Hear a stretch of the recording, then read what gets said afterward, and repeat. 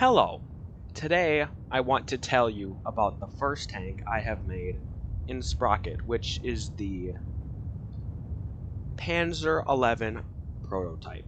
Now, first I just want to say I didn't really go off anything real with this. The first thing I just thought of this yesterday and at school, and I was like, oh man, I want something with sloped armor, a pretty sizable cannon, which I kind of wanted to make longer, but we can get that later.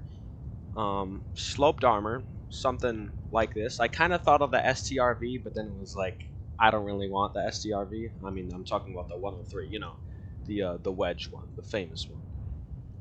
So I just went with something German because I love German tanks. German tanks are some of my favorite tanks, so decided to slap some German insignia on here and went with some heavy tank stuff, as I think Germany did a lot of heavy tank stuff, and you could even call the Panther a heavy tank if you really wanted to, because I mean it was the front plate, the angling, but it was mostly a medium tank. But they had the King Tiger and the Tiger, although the Soviets had things like the KV-1, KV-2, IS-1, IS-2, stuff like that, which are obviously heavy tanks, but I wouldn't want to say Germany's more famous, but I think a lot of people would think of things like the Tiger and King Tiger first before they thought of the IS-1, IS-2, or KV series. So, like I said, what I wanted to go with, sloped armor, pretty good gun. But yeah, this is my first time in the game, so I'm actually very proud of myself for building this. And I got this nice wood log on here, which just, reminded me of it kind of, if you look at it from the back, it kind of looks like the 2S3 that the Soviets had. I mean, I know this from War Thunder because I'm a very avid War Thunder player, but that's what it reminded me of. But I still like the wood log because I think it adds some extra detail on the back when I didn't really know what else to put on there. You got all the insignias all around. So basically, I'm pretty sure. Come on. Yeah, this is a 105, but this amount of sloping makes it just so much more effective. And if you hit here, since you have this extra armor plate here, it would be, there's no way you're gonna hit that. And this is where, so wow, it's supposed to be where the driver is, even though it'd probably be a little more left, but this is supposed to be where the engine is, and it kind of reminds me of the I think it's the Martyr series, where they have like the IFV, where they have the engine up in here. So I kind of like that, or like the Begley Panzer. So for War Thunder, obviously, and just real life too. So I thought about that and was like, I want to put that there. So I got the gates here for the vents, and here so you could open it up, do maintenance on the engine.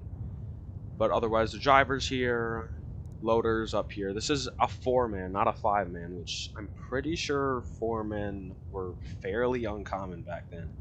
Because usually they'd have oh wait, no, this is actually a 5-man because I think I have a radio operator. I don't know where he is, to be honest, but he's somewhere in here. So there's a radio operator, but driver, loader, gunner, and the commander's right there with this cupola. Yeah, this has a lot of armor on it, but then we go over to the turret. This also has not as much as I'd want, but then I kind of just wanted to make it look nice, because if I go any further, then this mantlet would be sticking out, and that just doesn't look nice, so I decided to make it more yeah, flat. But I wanted it to be more angled when I thought of this, but I just went with it being more flat so it could look better.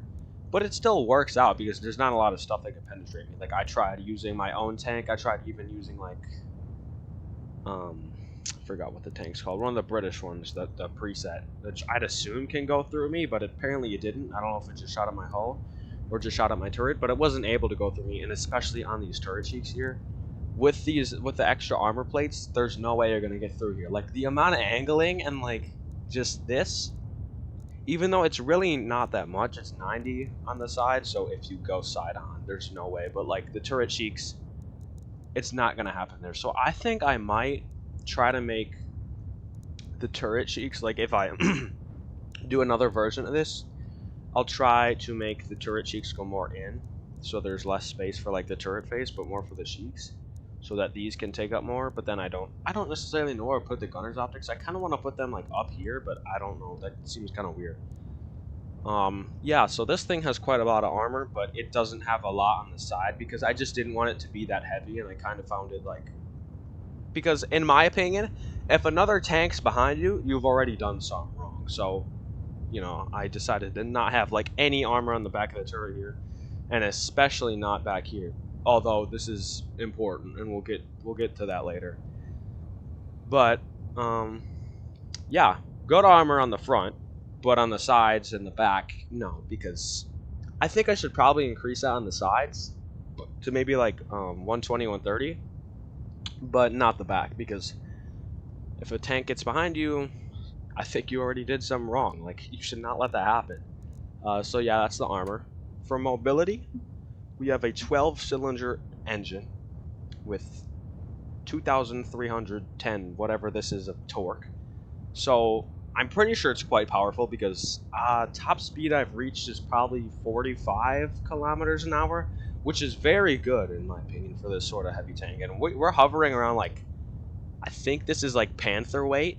We might even be lighter than a Panther, but that's because we've put all of our armor like here, and instead of like putting it on the back and stuff, so we just it's lighter overall. And the cannon too, it's not as heavy or as long as I want it to be, so might have to increase the penetration on that by making it longer. But yeah, that's the engine. Tracks just simple. I don't know what suspension this is actually, so if anybody's actually really watching this and knows what it is, then tell me what it is, but I don't necessarily know. Transmission, 8 gears. This is just all the like the regular stuff. 4 gears in reverse, 8 forward. So, yeah, pretty regular. Powertrain, I went for the twin transmission because I had a lot of space in the hull, so I just decided to use up that space, and it seems like it's just kind of better than the other one, so went with that. And then fuel, just this, got some on the side, one on the back, some on the side again. Yeah. Firepower. First, I guess we can just talk about the ammo because it's showing right now.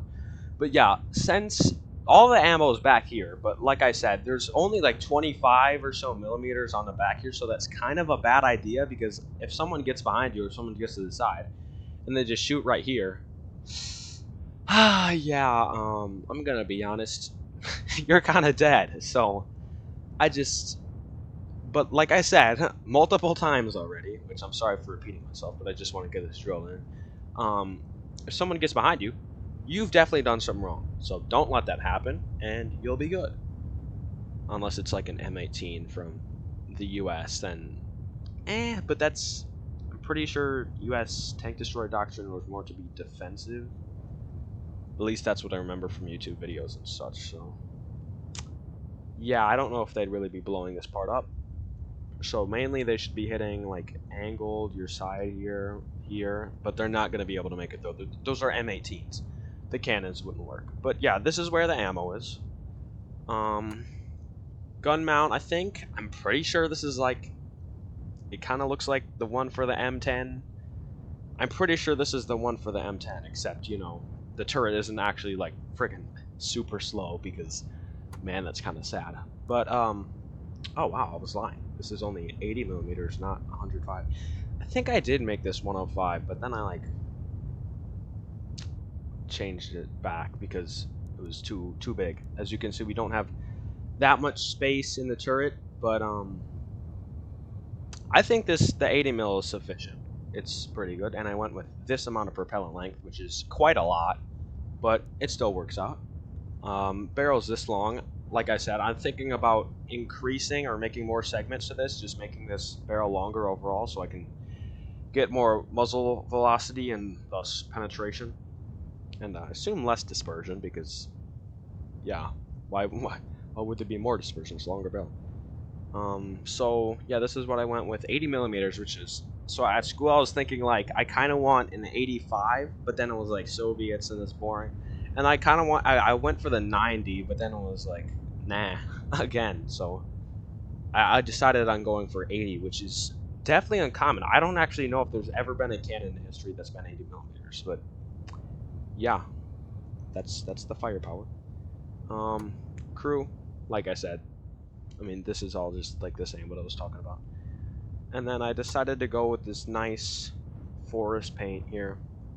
We got the insignia, all our hatches, vents to add some more detail. The armor plates are cool and nice. Put some of these on the side. Commander's cupola kind of reminds me like the way this is sticking out, like the Tiger Porsche. So I don't know if this did this on the Henschel, but I'm pretty sure it did it on the Porsche. And no, P does not stand for prototype. We know this. Um, but yeah, this was my tank. First tank. Quite impressed with myself, and yeah, the armor's a bit of a beast. Gun's pretty good. Mobility is actually really good. Um, so yeah, everybody have a good day, and thanks for watching. Bye bye.